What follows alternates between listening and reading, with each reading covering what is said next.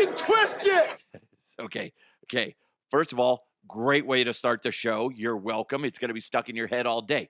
You're going to be sitting in a meeting today, or you're going to be at home having dinner. Then all of a sudden you're going to be like, grab his dick and twist it. And everybody's like, what'd you say? Hey, Harvey, what'd you say? I said, grab his dick and twist it. Sorry. I'm sorry. Anyway, before we get into the reason why I played that, don't forget we're broadcasting from the Storms Bros Junk Removal Studios.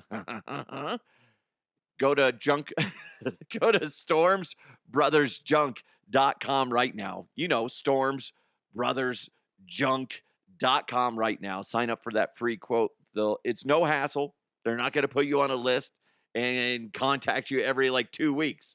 I still have people doing that from shit I did 3 years ago. And it's annoying. These guys aren't that way, okay? They're good people, and you need to check them out. Get that junk removed from your house, but don't worry, or business. They'll help you out.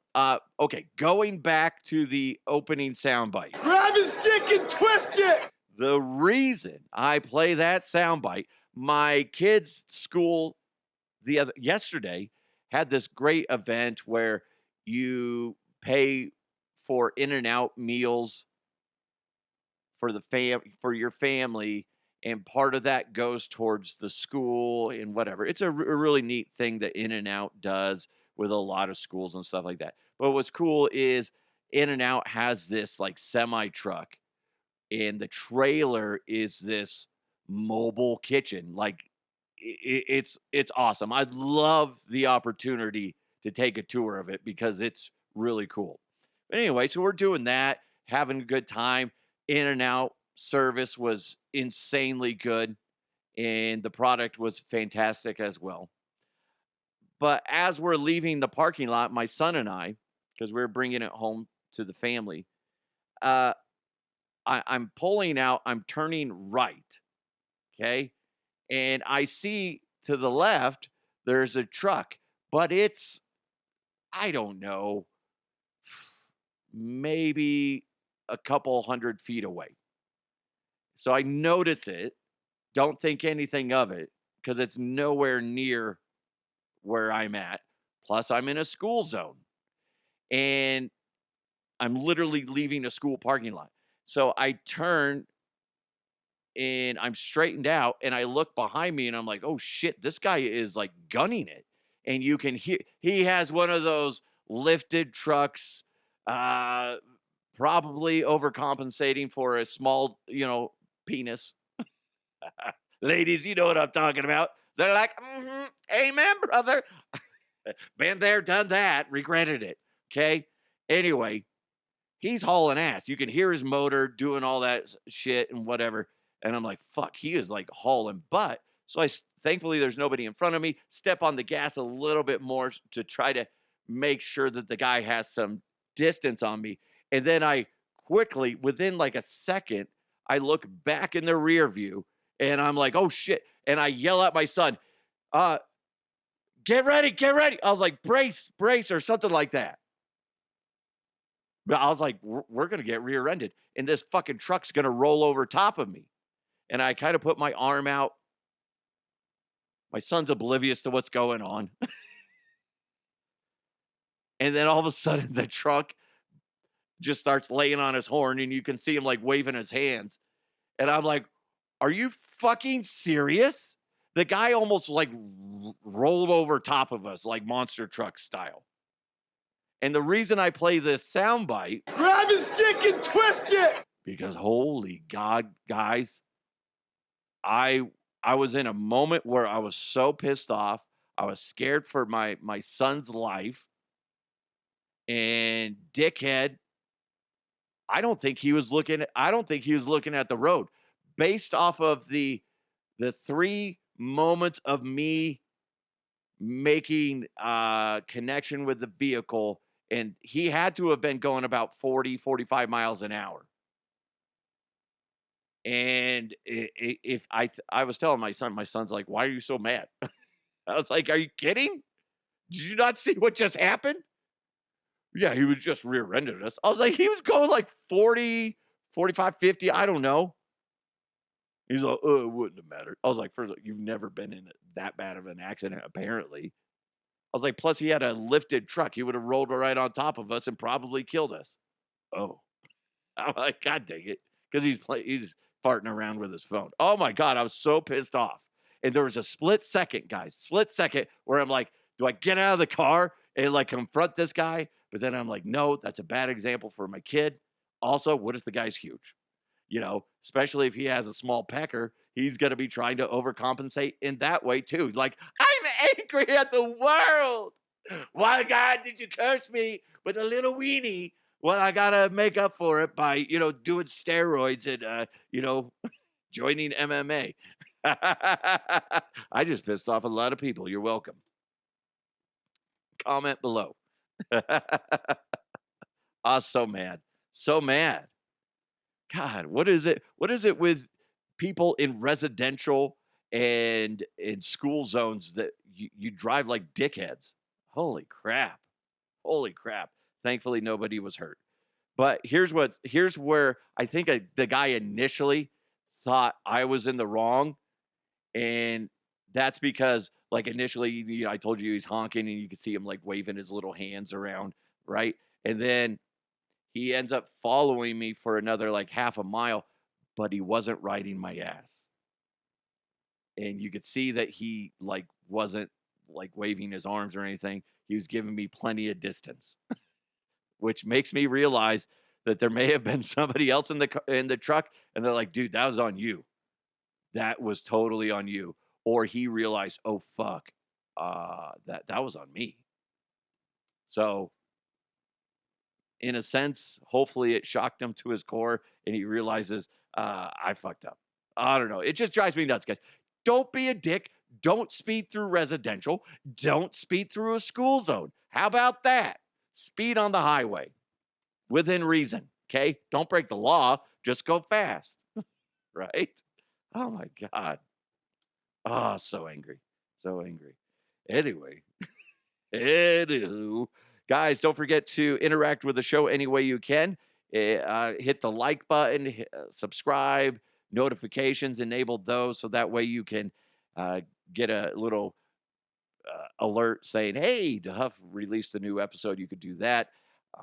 Also, if you're going on a road trip, which a lot of people are, and I've had a few messages from people that there's somebody in Arizona driving around listening to me, and they downloaded it like I suggested. They didn't realize that was, such a minimal amount of data that it takes to download an episode, save it on your phone, or a couple of them, or hell, all of them. And then, then when you go to listen to it, even if you're going through a tunnel, you're going through the middle of nowhere, you're still going to be able to listen to the show. Anyway, thank you guys so much for joining the show. I think what we need to do right now, let's have some fun. Let's jump into those headlines. Let's go! Let's go! And now, here are the headlines. I probably spent too much time talking about that dickhead driver, and I apologize. Delta Airlines flight passenger was removed by authorities because they were on a plane going from Miami to Atlanta the other day. And you know how the flight attendants and everybody's like, all right, now put your devices in airplane mode or hang up your phone. Don't be an asshole is what they should say. And everybody complies with that. Well, this guy refused to end a phone call before takeoff, causing a massive delay, pissing off all the other passengers to the point where people were yelling, get him off the plane. He's right here. He's refusing to do whatever, blah, blah, blah, blah, blah. Right? They should have been chanting this. Asshole, asshole, asshole, asshole. Oh, asshole. Come on, man. They were delayed an hour because of this dickhead. Just shut it off. Now, here's what's funny. A lot of people will go, well, it's not going to cause the plane to crash if somebody's on their phone during the flight. No. And that's proven. But what happens when everybody does? There's more potential for signals getting jacked up. Okay. Not one, but imagine all 100 or however many people on the plane, right? Okay. So that's where it becomes an issue. Or you know what would happen if they allowed it, that you'd be sitting on a plane and some old bag of bones is talking to her granddaughter or whatever on speakerphone. That's what it's going to be. Oh, honey, did you take the brisket out of the oven? Did you take it out of the oven? Did you take it out of the oven? Oh, hello? Who's there? Who is this? Oh, hi, Carol. I was trying to get a hold of Susie. I need to see if she took the brisket out of the oven. Out of the oven. Yes, out of the oven. Oh, he's there too. Oh, fantastic. You're just sitting there trying to have a good, calm flight to wherever, and you got this old broad just doing random shit. Or they're giving a tutorial over the phone of how to sew, I was going to say like knitted thongs. I don't know, something fun. Insert funny thing there, here. Okay, whatever. But you know how it is. Like I've complained about this before plenty of times when you're at a grocery store and there's some middle-aged person to older person on their cell phone, but it's on speakerphone. We don't want to fucking hear it. So that's the other reason why you can't have your fucking phones. Then once you get to a certain height, it's not going to work unless you're using the Wi-Fi calling type of thing. But still, we don't want to hear that shit. So if they ask you, which every flight I've been on, they ask nicely, shut your shit off. And I'm like, okay, I'll shut it off. Now, there have been times where I left it on just to see and just to be rebellious. And guess what? Doesn't fucking do anything. Because like I said, once you get to a certain height, that you lose signal anyway. I hope that phone call for that guy was worth it. I really do. Because right now, hopefully, fingers crossed, he's sitting in a prison cell wondering, what's the next cock that I got to fight off right now? Come on. Fighting off jail dong till you make bail. Was that phone call worth it? Probably not. Probably not, unless you're into that, and that's fine. If you are, you are. But Jesus Christ, God, that's just people being dicks. You know that guy, he's probably the one guy that shows up to the office party, and you're like, fuck. Stan's here. Oh, I fucking hate that guy. He's such a prick. I know. Hey guys, what's up? Nothing. Just my numbers. Fuck you, Stan. Nobody likes you.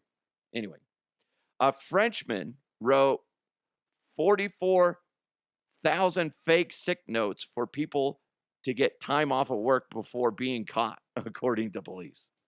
The 25-year-old man nearly made 1 million euros in a matter of months, posing as a doctor online and charging 21 euros per note.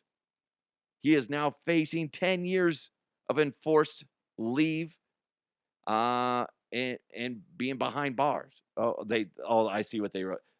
Forced leave behind bars based on the fact that he's taking time off. I get it. Should have proofread the stupid article. Anyway, with the French government less than happy about having to pick up the tab for sick pay too. So the guy's like, he got away with it, but now like all these companies had to pay sick time and what. Oh my God, that's funny. Or the government does in this over there. I mean, that's creative, but that's a classic. He probably got sloppy near the end, or just wasn't doing his due diligence on who he was making these out to. I'm just saying, you got to be smart. You can't be reckless with shit like that. You had a good thing going, then you got cocky. You did. Wrote one too many sick notes. Now you're gonna be sick of. It's another dick joke, but we're not gonna go there. Matthew McConaughey and Woody Harrelson have a very special relationship, and Matthew McConaughey was on Bear Grylls' show. You know, the Survivor guy who now he's takes celebrities out there, and he goes. It's not like they're not. He puts them in scenarios where he can show you how to survive in a moment. It's not like, dude, this is real life or death. He's just setting something up where, okay, we're gonna, rappel down this cliff. And, there could be a McDonald's like 500 feet away. It doesn't matter. He's teaching people and putting celebrities now in uncomfortable spots where they have to trust themselves and show that being surviving is possible. So that's all that is. Okay. I know a lot of people are like, oh, it's bullshit. It's so fake. Well, he never said it's real. He's putting you in situations to help guide you.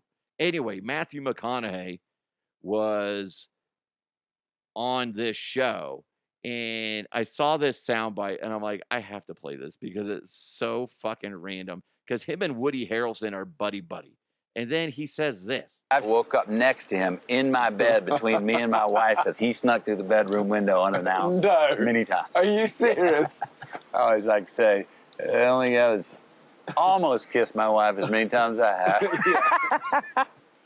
I don't know if I'd laugh about that. I love my brother to pieces.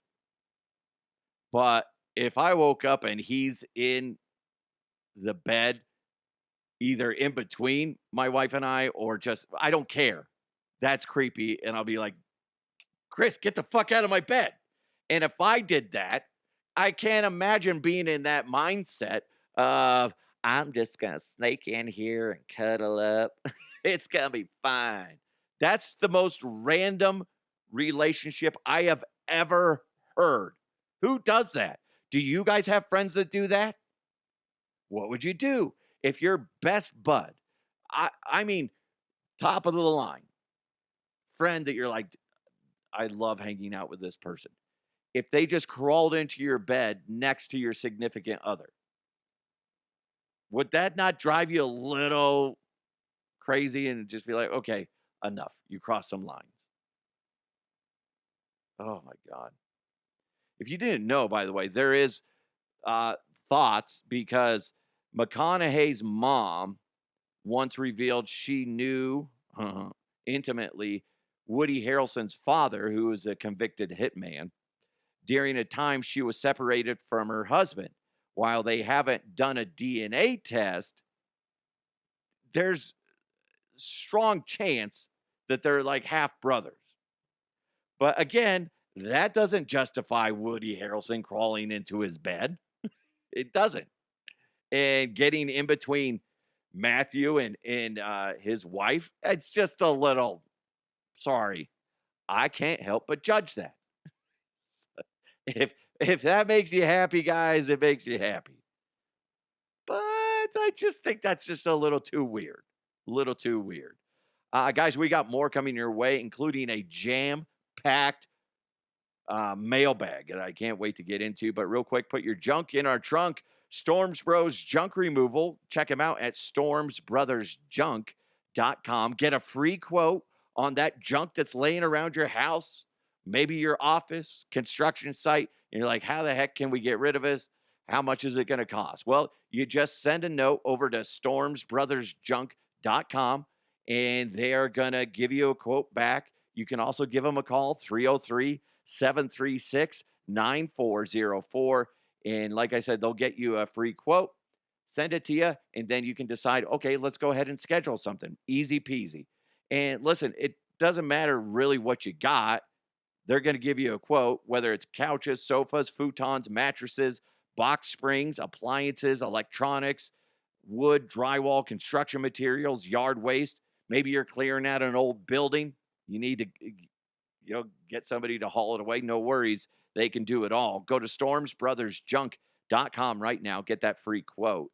That's stormsbrothersjunk.com. Or you can give them a call, 303-736-9404. 303-736-9404. It's Storms Bros Junk Removal. Put your junk in our trunk. What was I going to do with this? I had a bunch of random ones that I kind of wanted to go through.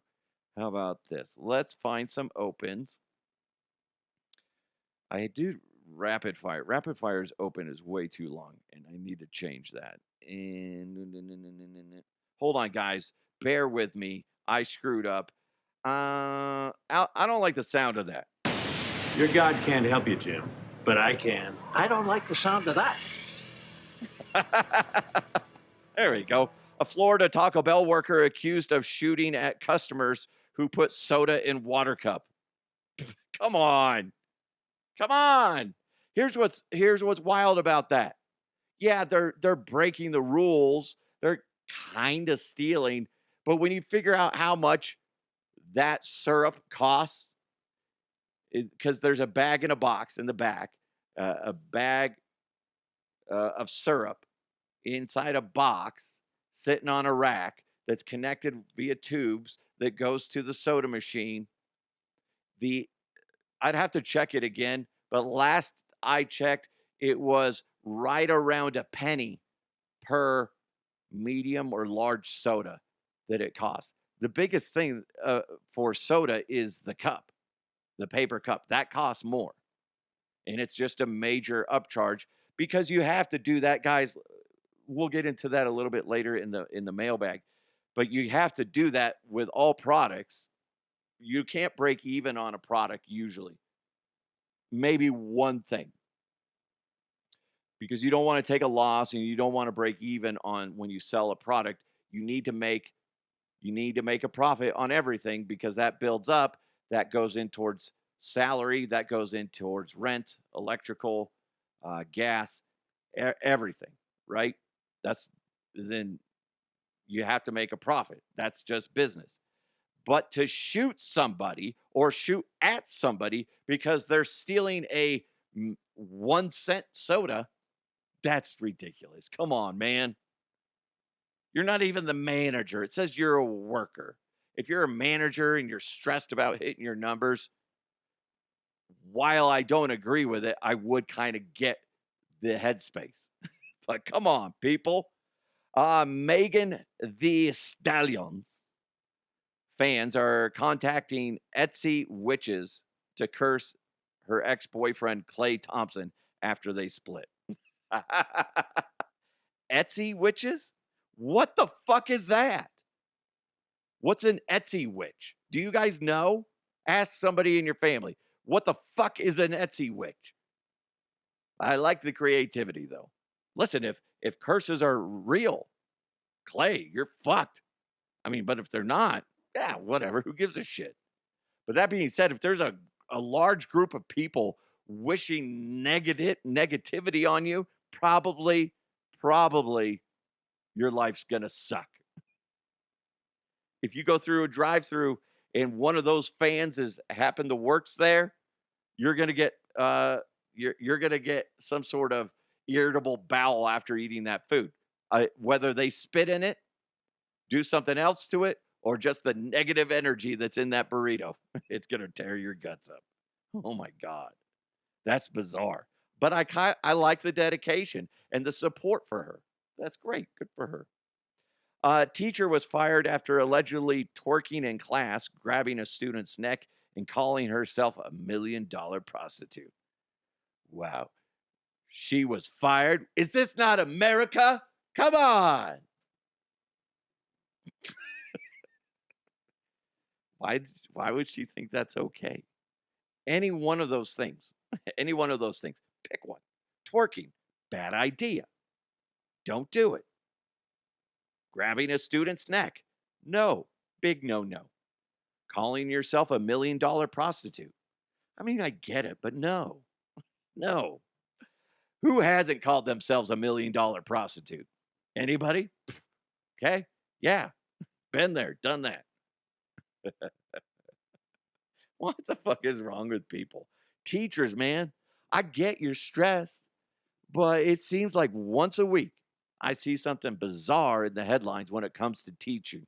There's either teachers banging the shit out of their students, which all us guys are like, where were those teachers when I was a kid? Am I right? Am I right? Yeah, but let's just be honest. If you're 12 years old and you just banged a 20-year-old, it's going to fuck you up the rest of your life. Now, in the moment, you might be like, this is fantastic. But it will fuck you up. But I didn't have teachers like that. I'm just saying, it will fuck up your kids. Especially when you have kids and they're in that age bracket and you're like, they're so fucking innocent. God damn it. We don't need to go down this path. We don't. Basically, what I'm saying is, teachers, get your head on straight. Don't be a dumbass. No twerking in the classroom. Don't. I know what we do need to do is jump into the mailbag. Mailbag. You've got mail. I got a ton of them. So let's kind of rapid fire through these. Mark said, if aliens show up tomorrow, do you think they'll fix Earth or just laugh and leave? That's a big project. Depends how dedicated they are to getting a job done. I mean, if they made a big, long trip, assuming that they traveled across, a great amount of distance, they might stay just because they're like, dude, really, let's see what we can do. We'll give it a couple months and then we'll leave if we can't figure it out. Okay, something like that. But if it's something that is closer than we realize, which a lot of people, and it makes a lot more sense that it's more logical that quote unquote alien beings actually exist here on Earth. They're just at the depths of our ocean, which we've only explored, 5% of?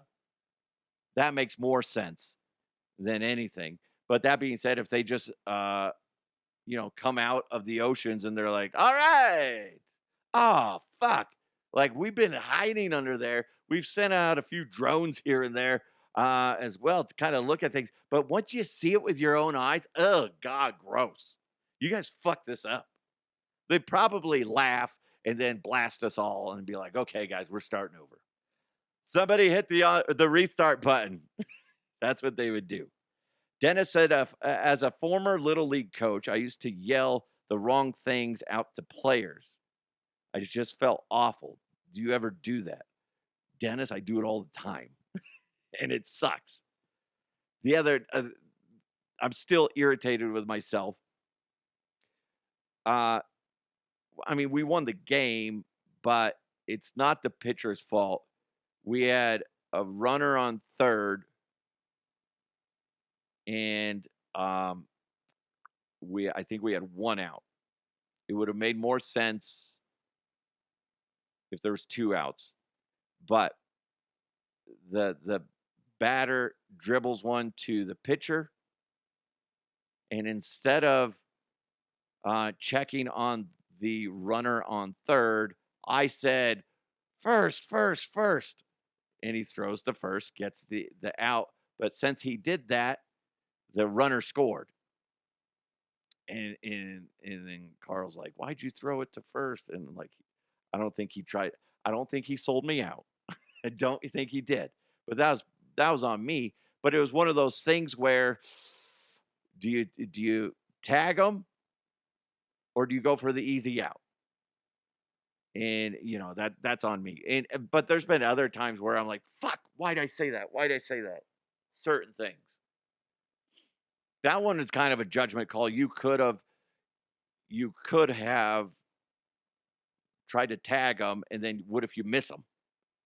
What if the kid's quicker than you thought and he slides back, or there's a error throw to third or to home, and then the guy scores or whatever.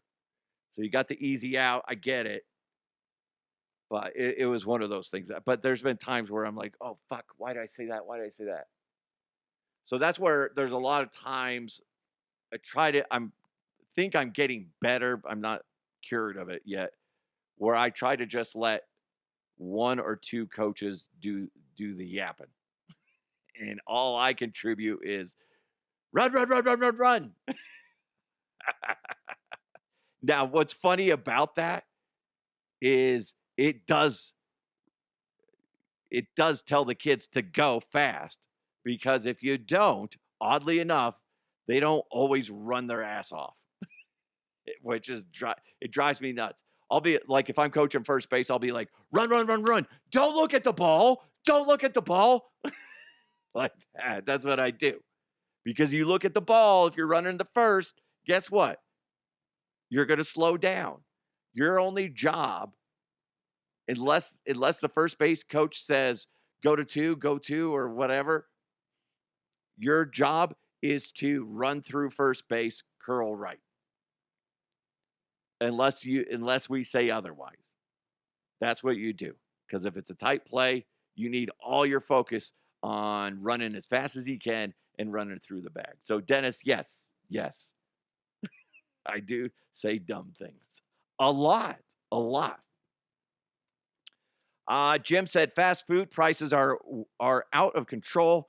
I just saw that they want to raise the minimum wage to $25 an hour. Is this another example of people not understanding math? Taco Bell bean burritos are about $2.50. If you, I think he's doing like the average, because I feel like the bean burritos here at mine are almost $3, but I think they're like $2.70 or something like that. Anyway, soon they're going to be $10. Yeah, going to Taco Bell soon. Like if they increase minimum wage that high, which by the way, in Denver, it's like $15. Ridiculous. But if they end up doing, $25 an hour, that's just going to increase prices on everything. And going to Taco Bell will soon be the equivalent as going to a decent sit-down restaurant. How stupid is that? He says $10 for a bean burrito.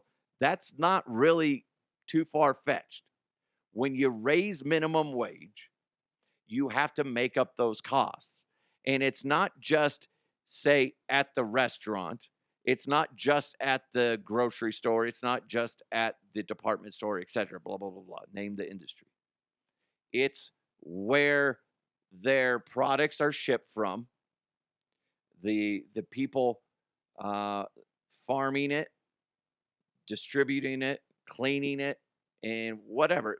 Name whatever part of the process that now that they have to pay people more money, that's fine. But guess what? It trickles down, and then every business needs to be profitable. So I'm just saying, we're like, oh, we'll raise the minimum wage, and that way cost of living will be a little bit more acceptable. Yeah, until everybody has to start raising the cost of their product going out the door. Do you guys, that's fucking math. That is very basic math. It's funny because I'm sitting there going, is this another example of they need to teach more realistic math situations in school? And I'm sure they do at some point, but that needs to be a longer focus because we're just getting dumber and dumber with it. Seth wrote, DeHuff, did your penis tattoo hurt? I don't have a penis tattoo, Seth. I would never do that. That's disgusting.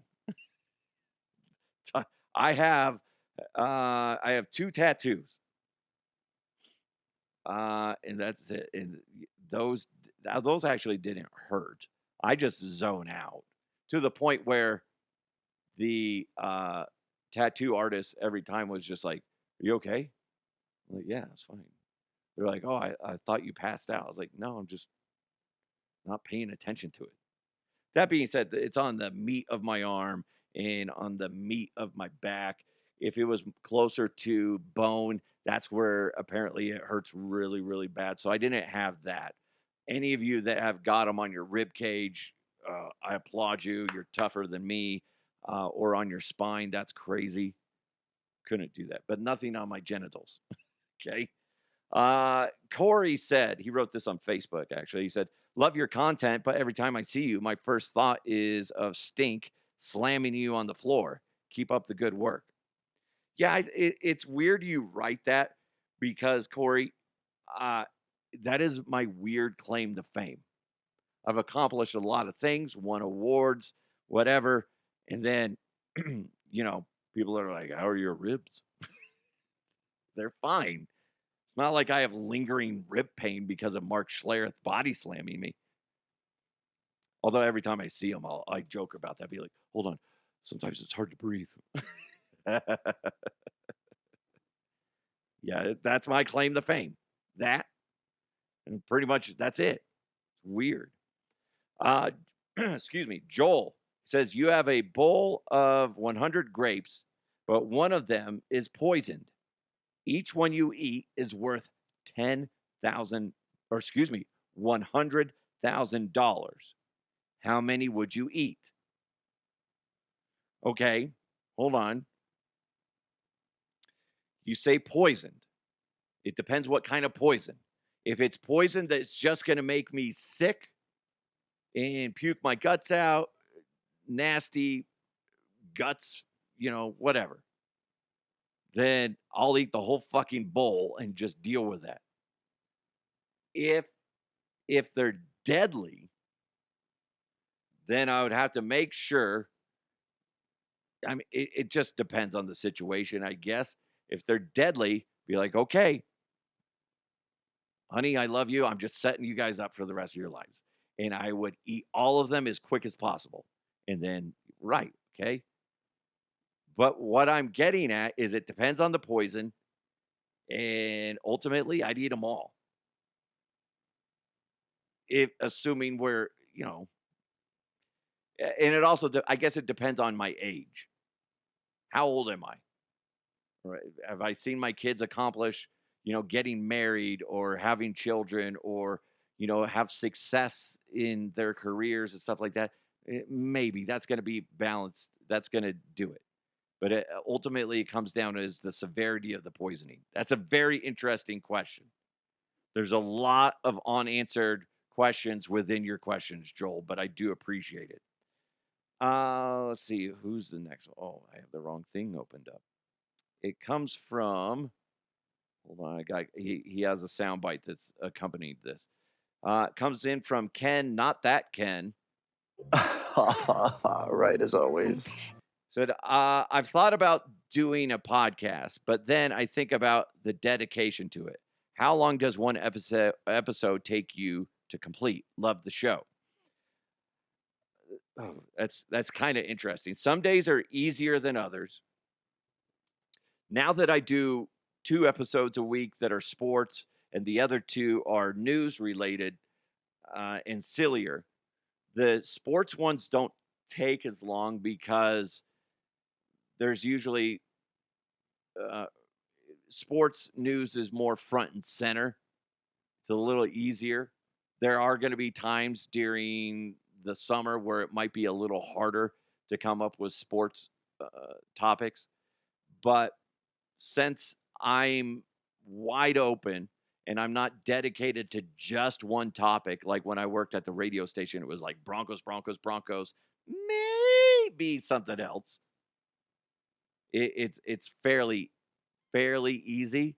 But that being said, I will, the day prior to a show, I'll try to look for stories throughout the day, send myself emails with those stories, maybe some random thoughts to it.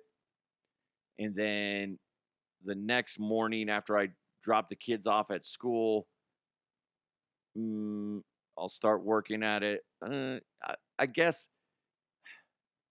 Then, hold on, then put it through on the rundown, grab sound bites that might need to accompany the stories, and then record it.